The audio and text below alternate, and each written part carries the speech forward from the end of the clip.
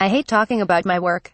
Sally Cookson squirms. Her shows, for all their simplicity, can be hard to pin down, but her words are telling. I'm always looking for the heart of a story, she says. This is a director who deals in feelings. To those not paying attention, Cookson landed like a bolt from the blue. Most directors cut through in their 30s, but she was in her 50s when her circus-heavy staging of Jacqueline Wilson's Hetty Feather was nominated for an Olivier Award in 2015. Her calling card, however, was a magnificent two-part Jane Eyre, a total theatre treat that translated Charlotte Bronte's book into movement and colour and light. Since its premiere at the Bristol Old Vic in 2014, more than 250,000 people have seen it on stage or on screen, possibly unprecedented for a piece of devised theatre. It's why, last year, Cookson got the National Theatre's Olivier stage for Christmas, arguably the biggest family slot of the year, to put on Peter Pan. This year, as a mark of her newfound bankability, Marianne Elliott's new commercial company has backed her to bring Narnia to life in Leeds. The West Yorkshire Playhouse has even boosted its capacity for the purpose, transforming its 750-seat amphitheatre into a vast, 1,000-plus theatre in the round. Heart of the story, Madeline Worrell as Jane Eyre. Photograph Tristram Kenton for The Guardian. Cookson's late rise says much about British theatre. Long considered a leading light in children's theatre, creating work with Bristol's Travelling Light, she is also one of the UK's best creators of devised theatre. Neither form tends to make the main stage. Children's literature has always been sidelined. Cookson says over lunch, it's the same in theatre. It is not given the respect it deserves. We're very snobbish about it. I wish I knew why. If Cookson had her way, the Unicorn, a theatre devoted to work for young people, would be attached to the National, and every subsidized theatre would have kids' shows running year-round. As I get older, I'm more and more interested in how we get people into the theatre. It was Tom Morris, Bristol Old Vic's artistic director, who encouraged her to venture onto the main stage after he saw Travelling Light's show Boing. The way she uses time on stage allows her to release meaning and emotion in a very profound, very theatrical way, he says. Cookson's work has a rarity as a result. Every action is articulated and the whole thing simply flows. Anna Franklini, Center, as Hook in Cookson's 2016 production of Peter Pan at the National. Photograph Tristram Kenton for The Guardian. That is rooted in Cookson's work for children. The show goes slack for even a second, they switch off. She says, it would be the most painful thing, presenting an early years show, to hear, I'm bored. Had enough now. I want to go home. The pain of that. It meant I hadn't done my job properly. But the joy of seeing a 5-year-old properly gripped, that's so overwhelmingly satisfying. For her, it happened, aged 5, mid-Cinderella and Leatherhead. The good fairy got her. Her wand lit up and that was it. I can still see myself lifting off my chair.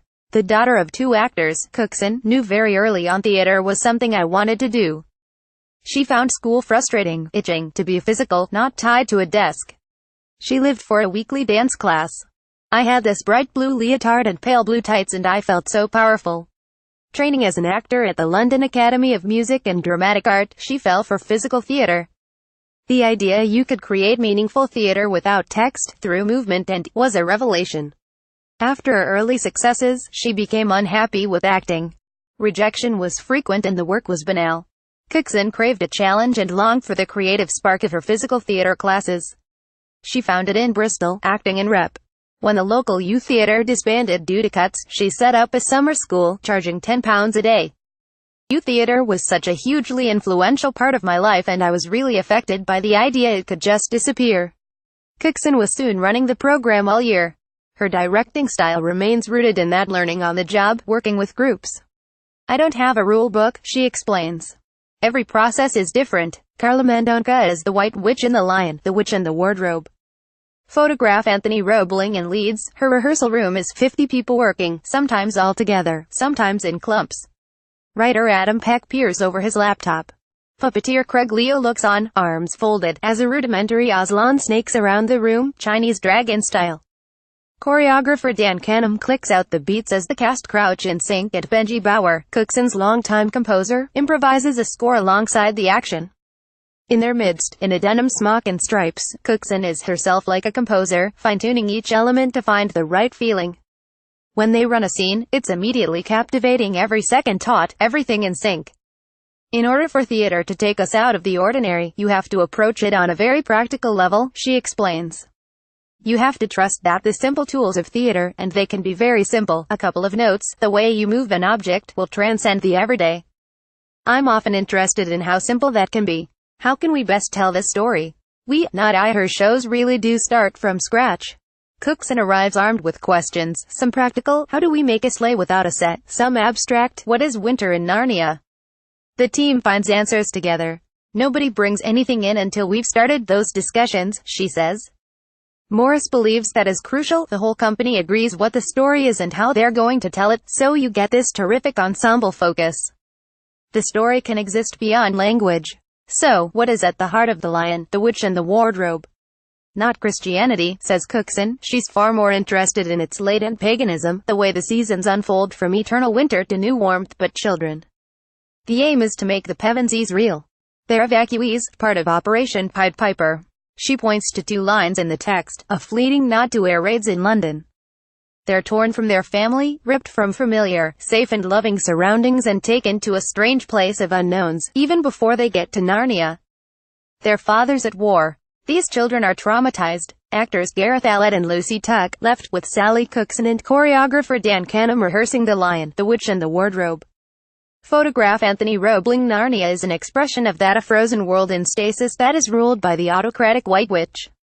Although initially skeptical of staging the book, the BBC version loomed large, the idea of examining childhood at a time of turmoil, not least its resonance with today's refugees, hooked in Cookson. We are in a world of so much chaos, she says. Families are still being ripped apart. Next year, Cookson and her company will present A Monster Calls, an adaptation of Patrick Ness's bestseller about a boy coming to terms with his mother's cancer. Cookson wanted to stage the book as soon as she had finished it. Through stories, he learns to cope. When Matthew Warchus, the artistic director of the Old Vic in London, mentioned the novel to her, she says, I pulled out the dog-eared copy I'd been carrying around and replied, when can I start? Childhood is central to all Cookson's work, whether it's aimed at adults or children. Looking at childhood lets you consider yourself in a very truthful way, she says. If you can't investigate how you came to be who you are, if you deny your childhood or block it out, you can't really reach a sense of yourself.